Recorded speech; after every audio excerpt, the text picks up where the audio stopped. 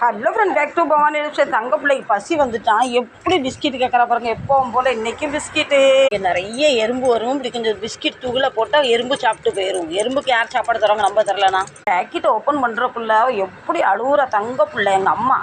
ஒரு பேக்கெட் 10 இன்னொரு பேக்கெட்டும் கொடுத்துருவோம். இன்னொரு அம்மா வந்துட்டாங்க, அவங்களுக்கும் கொடுத்துடலாம். ஏன்னா கடவுள் இந்த உலகத்தில் அனுப்புனது இவங்களுக்கு சேவை பண்ணுறதுக்கு ரொம்ப மன திருப்தியாக சந்தோஷமாக இருக்குது. போடாமல் சாப்பிட மாட்டாங்க, சண்டை போட்டுக்கிட்டே இருப்பாங்க. இவங்களுக்குலாம் நிறைய பெருசாக செய்யணும் ஆசை. தெய்வம் முருகர் நமக்கு துணை பண்ணுவார். தண்ணியும் வச்சுருவோம். இப்போ வாங்க நம்மளும் சாப்பிட்லாம். என்ன சாப்பாடு? தோசை, வேர்க்கடலையும் வெங்காயமும் தக்காளியெல்லாம் அரைச்சி போட்ட சட்னி.